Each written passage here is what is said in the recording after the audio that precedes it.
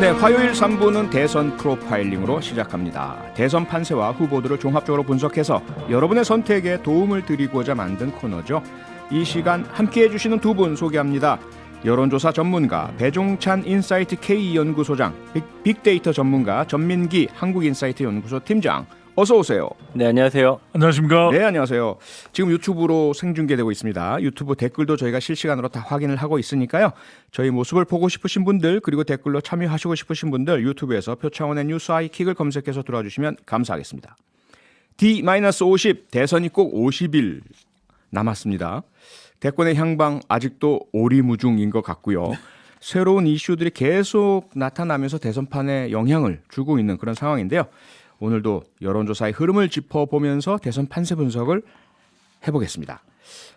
그리고 이어서요. 윤석열 국민의힘 대선 후보의 배우자 김건희 씨의 소위 7시간 통화 녹취록 관련한 빅데이터 분석도 해보겠습니다. 자, 먼저 배종찬 소장님, 네. 지난 한 주 동안의 표심 민심의 향방 짚어주시죠. 대혼전입니다. 어허. 다시 윤석열 후보, 이재명 후보, 윤석열 후보 엎치락뒤치락 네. 어느 후보가 앞선다고 단언하기 힘든 상황입니다. 어허. 판세가 대혼전인데요. 예. 가장 최근인 16일, 17일 실시한 조사입니다. 뉴스원이 엠브레인 퍼블릭에 의뢰를 해서 자기 대선에서 누구에게 투표할지 물어봤는데요. 네. 자세한 사항은 중앙선거여론조사 심의위원회 홈페이지에서 확인 가능합니다. 이재명 후보 35.6%, 네. 윤석열 후보 34.4%. 어허. 그러니까 오차 범위 냅니다. 네. 정말 깻잎 반장이고요. 같은 조사 기관이 이번에는 중앙일보의 의뢰를 받아서 15일, 16일 실시한 조사입니다. 네. 차기 대선에서 누구에게 투표할지 물어봤는데 이재명 후보 33.4%, 윤석열 후보 35.9%. 이거 반대네요. 그러니까요. 오호. 같은 조사 기관이 하루 차이가 나는데 예. 엎치락뒤치락입니다. 하하. 그리고 대체로 자동응답 조사는 네. 그동안도 쭉 설명드렸지만 조사 방식으로 ARS 조사, 자동응답 조사는 윤석열 후보가 좀 우세한 편이라는 말씀드렸었죠. 네. 최근에 반등세에 올랐던 윤석열 후보가 자동응답 조사에서는 대체로 오차 범위 내이든 바뀌든 네. 이재명 후보를 윤석열 후보가 앞서는 결과로 추세로 나타나고 있습니다. 안철수 후보 지지율은 어떻습니까? 안철수 후보 지지율은 적게는 한 11%, 12% 선에서 네. 많게는 16, 17%. 17%까지요. 네네, 약간 유동적입니다. 그 네. 이유는 보수 이슈가 좀 강하게 작동되면 네. 안철수 후보의 지지율이 조금 주춤한 모습이고 예. 그게 아니라 중도층과 관련된 부분이 강조되면 네. 중도층은 또 안 후보 쪽으로 가거든요. 아하. 안 후보의 지지율이 10%대 중반 네. 또는 일부 조사에서는 10%대 후반까지 나오는 결과입니다. 네. 그런데 이 조사들 지금 말씀해 주신 것들이요.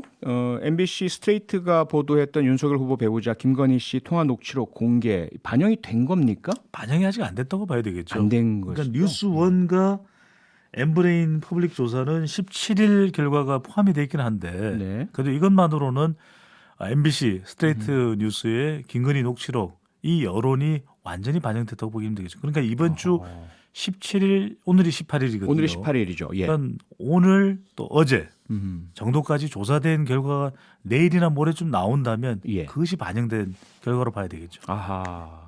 내일 모레 여론조사를 좀 봐야 되겠군요. 네. 여론조사 결과 지금 말씀하신 것처럼 엎치락 뒤치락 하루 사이를 두고 같은 기관에서 조사한 것도 달라지는 이런 상황인데요. 그러니까 이랬던 적이 없거든요. 저도 그렇죠? 30여 년간을 데이터 분석 관련했고 예. 조사기관에도 수도 없이 많은 조사를 출구조사까지 경험 이런 적은 단 한 번도 없었던 것 같습니다. 예. 지난번에 말씀 주실 때 대개 과거에는 100일 전 정도에 네네. 나타난 여론조사 흐름이 끝까지 가는 경우가 많다 이런 말씀. 92년 대선부터는 대선 여론조사를 했거든요. 네. 그런데 단 한 번 이 100일 전 선거일 지속이 되지 않은 경우가 2002년 노무현 대통령은 예. 단일화가 있었거든요. 그렇죠. 근데 그 외에는 이번 경우가 역대 포시도 그러니까 유례가 없는 일이죠. 전민기 팀장님 도대체 왜 이렇다고 생각을 하십니까? 저는 한 두 가지 이유를 좀 들어봤어요. 네. 합리적 선택의 보편화, 그다음에 정치의 개인화 혹은 파편화 이렇게 좀 보는데 허허.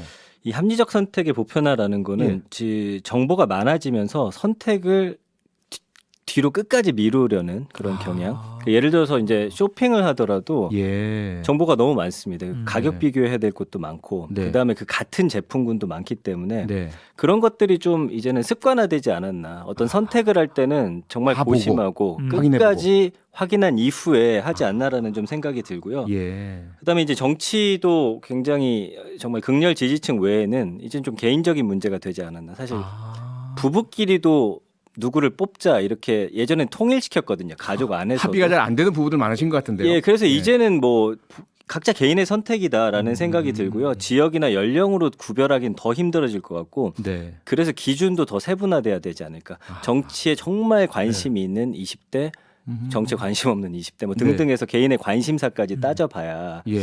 이제는 좀 그런 것들이 어떤 경향성이 보이지 않을까. 저는 좀 그렇게 저도 생각을 합니다. 전민기 팀장 말씀에 전적으로 공감하는데 예. 변동성과 저는 효능감인 것 같아요. 변동성은 이제는 20대, 30대가 어디로 갈지 모르겠어요. 그만큼 정치권에서도 종잡을 수가 없다. 네. 20대, 30대의 변동성. 특히 이제 여성의 경우는 저는 마지막 남아있는 민심은 여성으로 보거든요. 네. 김건희 씨 배우자 리스크도 여성 유권자가 더 민감하게 반응한 것이고 예. 그런 이유는 여성들은 이제 이념이 아닌 거죠. 남성들의 경우는 그렇습니다. 같이 뭐 술자리에서 에이 말이야 난 진보야. 아니 그래? 난 보수야. 하지만 여성분들끼리 수다를 하면서 난 진보야 보수야 이런 얘기 안 하거든요. 그러니까 여성 일반화는 좀 곤란한데 뭐 네, 그런 내용들이 네네네. 꽤 있다 이런 말씀이시죠? 네네. 지나치게 할 생각은 안 없지만 하시고. 예, 예. 그러니까 여성 유권자들의 경우에는 예. 이번 선거를 이 기준에서 투표하는 성향이 강해졌다고 볼 수 있습니다. 합리적으로. 네. 네. 자, 조금 더 들어가 보면요. 조금 전에 이제 배종찬 소장님께서 소개해 주신 이재명 후보의 지지율 높고 낮음의 차이는 있지만 이 30%대 벽을 잘 넘지 못하는 40% 이상을 못 올라가는 아무리 윤석열 후보 측에서 악재가 터져도 그쪽이 떨어지면 떨어졌지 이재명 후보 쪽이 올라가서 40% 이상을 못 올라가더라고요. 그렇죠. 이걸 어떻게 봐야 될까요? 결과적으로는 이번 대선은 프레임 전쟁이니까 예. 더불어민주당 지지층이나 진보층은 결집이 된 거죠. 네. 그렇다면 남아 있는 것은 이제 리스크가 있고 또 중간 유권자층인 MZ세대 여성 중도층인데 네. 이들이 흡수가 안 되는 겁니다. 아하. 그러니까 이들이 흡수가 안 되는 이유는 예. 이념으로 나눠지지 않고 2030 세대도 그렇고 우리 방송 들으시는 분들 또 중도층은 더 말할 나이도 없고 네. 여성 유권자도 이익에 의해서 예. 누가 더 효능감을 줄까? 네. 그럴 때는 우리 시간을 통해서 꾸준히 말씀드렸지만 리스크가 제거돼야 되거든요. 그런데 대장동 부동산 그리고 변호사비 최근에는 이제 대납 예. 의혹 주장을 한 인물이 이제 사망하는 사건이 발생했기 때문에 네. 네. 이 부분이 해소가 안 되는 거죠. 이 부분으로부터 오는 비호감을 해소해야 네. 여성 표심이 공략될 수 있을 텐데 30대도 그렇고 바로 그 부분이 지금 네. 이재명 후보에게는 가장 큰 걸림돌이라고 봐야 돼요. 전민기 팀장님 어떠세요? 지금 뭐 배종찬 소장님께서 설명을 해주셨지만 사실 이재명 후보에게 표심이 잘 안 가는 이유가 합리적인 정책적인 부분이라면 이건 공약 내세우면 끌어올 수 있을 거 아니겠습니까? 그런데 그게 아니라 본질적인 도덕 윤리적인 부분에 대한 이 감성적인 비호감이라면 이건 참 해결하기 어려운 부분이지 않을까요? 글쎄요. 그러니까 이 30대도 과연 이재명 후보에 대해서 그런 감정을 갖고 있는지는 잘 모르겠습니다. 잘 안 드러납니까? 예, 일단 그 말씀해주신 대로 정책적인 걸로도 지금 뭐 사실 움직이는 게 잘 안 보이고, 안 보이고. 예. 그다음에 어떤 이슈에 관해서도 네. 막 크게 지금 반응을 하지 않고 있다 보니까 네. 빅데이터 상으로는 사실 뭐 원인이 뭔지 정확히 분석하긴 힘들지만 안개 속이네요. 이제 이 안에서 이제 뭐 추후 이제 시간이 지나면서 톡톡 네. 드러나는 키워드들이 혹시 있으면 그때 좀 더 면밀히 저는 분석해 보도록 하겠습니다. 네. 배종찬 소장님. 네. 윤석열 후보 쪽으로 가면요 정말 롤러코스터입니다. 그러니까요. 막 올라갔다 내려갔다. 울렁거려요. 그러니까요. 이거 어떻게 네. 봐야 되죠? 그런 이유는 이제 윤석열 후보가 자기 스스로 견인한 지지율이 아닌 것이거든요. 외부 변수에 너무 많이 영향받는다. 그렇죠. 이번에도 보면은 윤석열 후보 지지율이 반등한 가장 큰 이유는 이준석 매직, 마법과 멸콩, 하하. 북한 미사일 보수 결집 효과인 거죠. 네. 그러니까 결과적으로 이것이 20대 30대를 이준석 마법으로 견인한 것이고 네. 여성가족부 폐지 예. 또 병사 200만 원 월급 네. 그리고 북한이 미사일을 계속 쏘아대니까 보수층들이 또 결집하는 것이거든요. 네. 심지어는 20대도 안보 관련 세대별 조사를 내보면 20대도 살짝 보수 성향이 있어요. 그러니까 이런 그렇죠. 것들 자체가 네. 이제 결집된 것이기 때문에 네. 앞으로 남아 있는 윤석열 후보는 이른바 본부장이 아니라 본부정이다. 본부정. 본부장 아닌 본부정이 되는 이유는 예. 본인의 리스크를 줄일 수 있느냐, 예. 말실수라든지. 두 번째는 배우자, 네. 김건희 씨 리스크가 거의 남아 있는 리스크라고 본다면 정은 뭐예요? 정은 정권 교체죠. 아하. 결과적으로는 윤석열 후보는 정권 교체에 올라탈 수 있느냐 없느냐, 네. 남아 있는 50여일 동안 예. 이게 중요죠. 못 올라타면은 음. 단일화 바람이 거세게 불 수밖에 없을 것이고, 네. 정권 교체 여론에 잘 올라타면 지지율 격차를 더 이재명 후보 대비 낼 수 있기 때문에 단일화가 또 줄어들 수도 있는 것이고, 아하. 거론되는 것이. 그러니까 정권 교체 여론이 그 여론조사에서 과반이 넘게 계속 나오는데 네. 윤석열 후보 지지율은 사실 상당히 그보다 낮게 나오는 그분 말씀하시는 거죠? 그렇죠. 그러니까 정권 교체 여론에 올라타는 어부바 지지율이 돼야 되는데 그것이 예. 못 되는 이유는 바로 이런 리스크가 가로막고 있는 것이거든요. 네네. 저는 2030이 좀 이제 왔다 갔다 하는 모습이 좀 보이지 않나. 그러니까 20대 특징 중에 하나가 이제 선택도 빠르고 손절도 좀 빠르거든요. 그러니까 이슈나 이런 거에 있어서 예. 들어갔다 빠졌다 하지 아하. 않나라는 생각이 좀 드네요. 알겠습니다. 저희들 잠시 광고 듣고 바로 돌아오겠습니다. 네, 대선 프로파일링, 대선 후보자들의 지지율 대한 이야기 하고 있습니다. 우선 이재명, 안철수 후보에 대한 그 지지율 추이, 변동 그리고 그 이유들 살펴봤고요. 이제 좀 제3지대 후보들을 좀 봤으면 싶은데요. 우선 안철수 국민의당 후보 역시 안개 속입니다. 지지율이 들쭉날쭉 오르다가 또 어디까지 올라갈지 어떻게 보세요? 그러니까 일단은 윤석열 후보 지지율이 빠져야 이제 안철수 후보 지지율이 올라가는 일종의 시소 게임 시소. 양상인데, 예. 안철수 후보는 안 후보는 이 김수희의 애모라는 노래가 상당히 신경 쓰일 것 같아요. 예. 그대 앞에만 서면 작아지는. 작아지는가? 그게 왜냐하면 안보 이슈거든요. 네. 안보 이슈만 터지면 2012년에 NLL, 예. 2017년에 사드. 그러니까 이 안보 이슈하고 뭔가 좀 안 후보는 결단을 내야 돼요. 아하. 그러니까 완전히 강경을 취할지, 네. 아니면 본인만의 또 합리적인 안보 논리를 확보를 하든지. 네. 그렇지 않으면 안보 이슈가 불거질 때마다 지지율이 진영 대결 구도로 굳어지게 되면 예. 타격을 받을 수밖에 없거든요. 이번에도 이 북한 미사일 또 멸공 이슈가 나오니까 또 위축되는 모습이 나타나기 때문에 네. 안 후보에게 남아 있는, 물론 이제 단일화가 제일 큰 변수인데 예. 안보 이슈를 어떻게 감내할지가 상당히 중요해 보입니다. 단일화가 큰 변수다. 어떻게 될 것이다라고 보십니까? 결국. 저는 당위적으로는 정권 교체를 하기 위해서는 단일화만큼 확실한 카드는 없거든요. 야권으로서는 저는 쉽지 않을 것 같아요. 쉽지 않다. 지난주에 우리 전민기 팀장도 말씀하셨는데 이게 예. 개인적인, 예. 그러니까 국민의힘 내부의 이준석 대표는 개인적으로도 안 후보와 맞지가 않고 계속해서 비토 반대를 하고 있는 것이고, 예. 또 정치적으로도 지금 윤석열 후보 지지율이 더 꺼져야 단일화 가능성은 더 높아질 텐데 네. 오차 범위 내라도 윤석열 후보가 이긴다면 국민의힘 내부에서는 굳이 단일화 필요해? 아하. 그냥 가. 예. 이런 이야기도 나올 수 있겠죠. 네. 전민기 팀장께서는 어떻게 보세요? 안철수 후보. 저도 단일화 안 할 거라고 지난번에도 말씀드렸는데 예. 이번에 단일화 했는데 또 진다. 그럼 저는 정치 생명 거의 끝이 아닐까 싶어요. 지금 현재 10% 넘는 그 지지율 갖고서 네. 본인의 그 이후의 어떤 정치 행보에 편을 좀 만들려고 하지 않을까 뭐 예상을 해봅니다. 자, 그런데 그 10% 넘는 안철수 후보의 지지율이 고정된 것입니까? 아니면 야권 국민의힘 윤석열 후보에 대한 경고성입니까? 그래 추이로 점점 선거일이 다가올수록 이 지지율 어떻게 될까요? 배 소장님 어떻게 보세요? 그러니까 이제 당선 가능성을 물어보면 안 후보 지지율이 좀 빠지는 걸 보면 윤 후보로 갈 가능성도 배제할 수는 없거든요. 네. 근데 또 따지고 보면 이 중도층 견인하는 안 후보의 기반은 있잖아요. 네. 그러니까 네. 10한5% 내외가 윤석열 후보로부터만 맞다고 볼 수는 없을 것 같아요. 일부는 이제 윤 후보로부터 온 건 맞지만, 그러니까 당선 가능성과 별개로 그러니까요. 사표 심리와는 전혀 상관없이 예. 이쪽 저쪽 다 싫다. 왜냐하면 안철수 후보를 왜 지지하는지 물어보면은 네. 윤 후보도 싫고 이재명 후보도 싫다 이런 이야기가 나오거든요. 네. 그러니까 중간에 있는 안 후보를 선택하는 선택지도 있는 만큼 중도층을 견인하는 안 후보 지지 기반도 분명히 10%대 정도는 있는 것이죠. 아하. 네. 자, 또 다른 제3지대 후보 심상정 후보 최근에 상당히 좀 심각한 집거 활동을 보였고요. 지지율이 좀처럼 오르지 않으면서 네.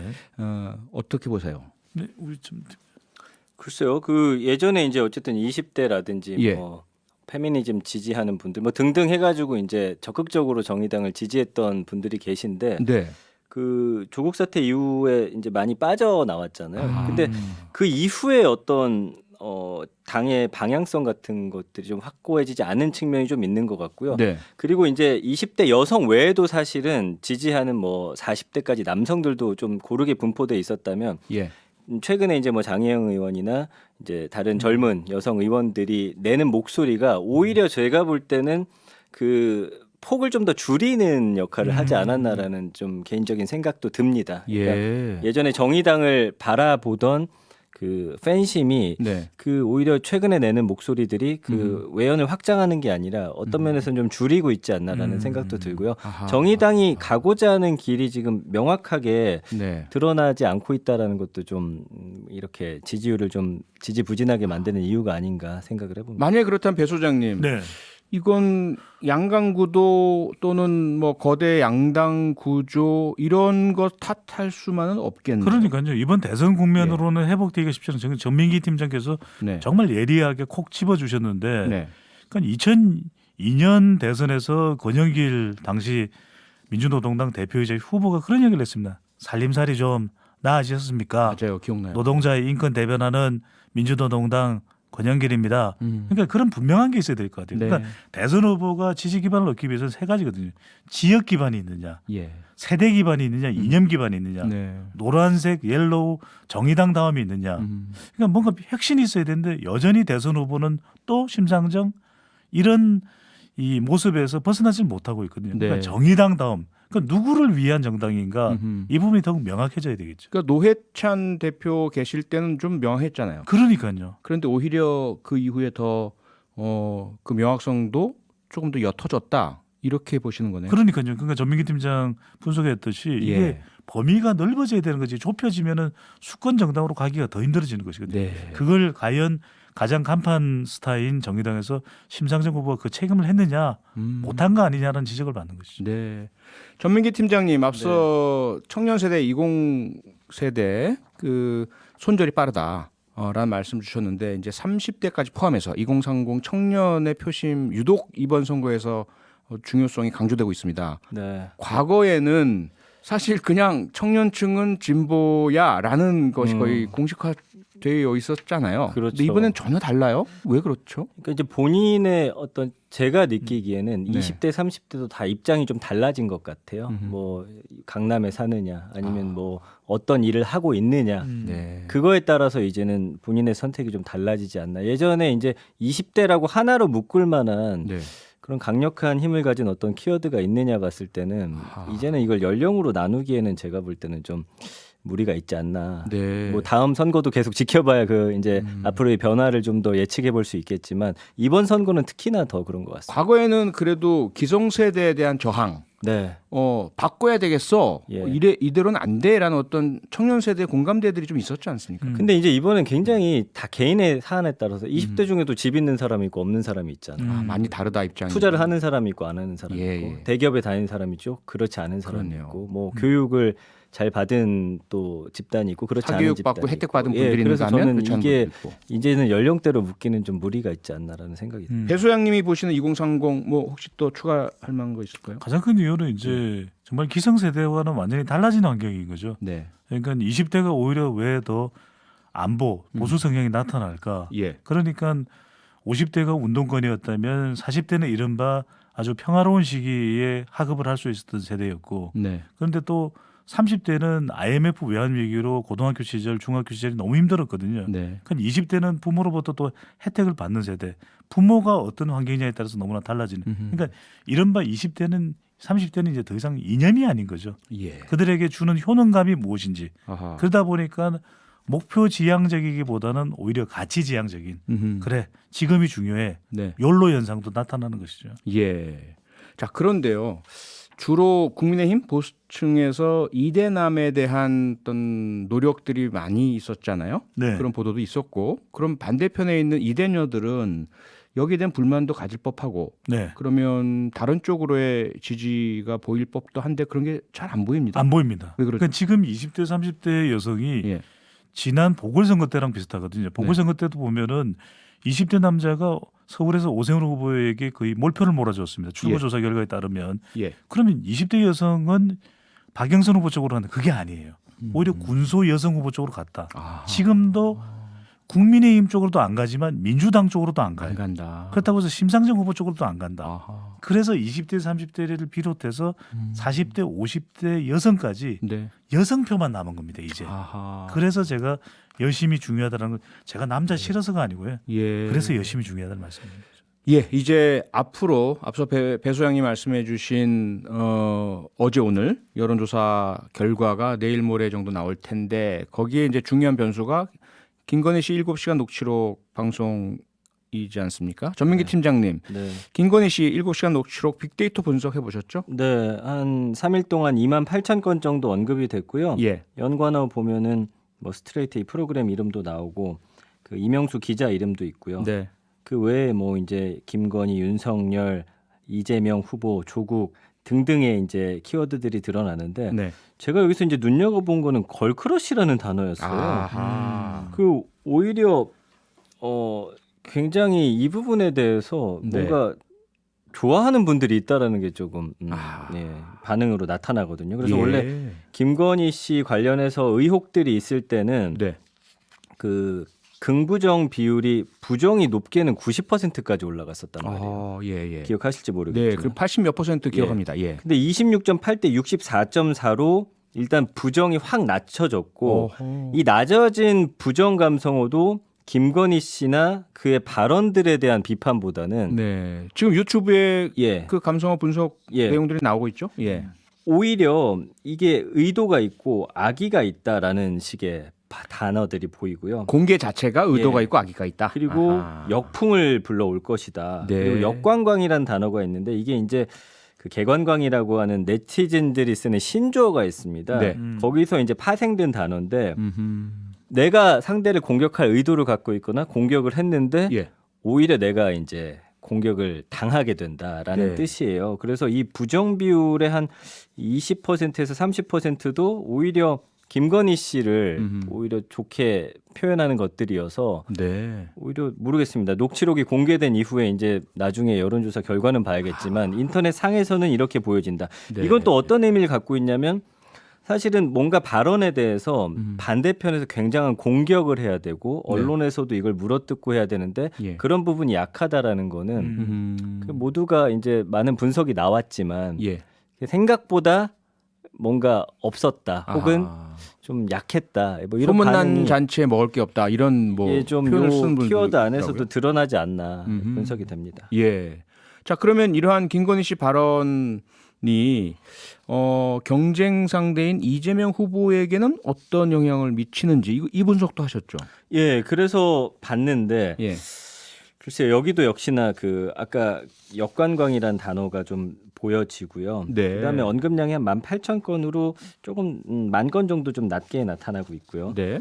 그래서 이게 이제 보시면 사실은 이 안에서 어떤 이재명 후보에게 어떤 영향을 줄지에 대해서는 제가 글쎄요 어떤 단어를 좀 뽑아야 될지는 정확히 모르겠는데 예. 역시나 역관광 오히려 완승 그다음에 뭐 떠들다 뭐 비판하다 역풍 공감이 간다라는 내용이 좀 있기는 한데 네. 사실은 이재명 후보에게 확실히 뭔가 힘을 얹어주는 그런 키워드를 좀 발견하기는 좀 어려웠던 것 어렵다. 같아요. 예, 그래서 이게 예. 과연 어떤 영향을 미칠지는 사실은 예. 뭐 추후에 배 소장님이 분석해 주시겠지만 제가 볼 네. 때는 좀 여론조사 추이를 봐야 되지 않을까. 그래서 이 키워드 자체로만 놓고 보면 네. 녹취록 자체와 큰 차이가 없습니다. 이재명 후보 이름을 넣었을 때도. 아하. 예, 예. 배 소장님 어떻게 보세요? 한 방이 없는 거죠. 음. 그러니까 MBC 스트레이트 보도에 이제 여야를 막론하고 잔뜩 집중을 했지 않습니까? 예. 근데 집중한 것에 비하면 물론 논란이 되는 이슈는 있습니다. 음. 안희정 전 지사와 관련해서 미투에 아저씨와 대한, 저는 안희정 편이다. 뭐 이런 네. 이야기를 한 부분들은 미투 관련해서 상당히 논란을 불러일으키지만 그렇다고 이것이 뭐 대선의 지지율로 직접적으로 연결되는 건 아니거든요. 예. 그러니까 빅데이터 상의 내용을 보나 음흠. 그 이후에 게시글이나 댓글이나 이런 관련되는 내용을 분석해 볼 때 물론 지지율 여론조사를 더 봐야 되겠죠. 네. 대체적으로 별 큰 태풍이나 허리케인이 불어오지는 않는 셈이다. 아하. 이런 분석이 가능해 보입니다. 네, 이러한 인터넷상에서의 빅데이터 상에서의 모습과 여론조사에서의 어떤 결과가 어떨지 이 부분을 네. 좀 지켜봐야 되겠네요. 그러니까 이제 관전 포인트는 예.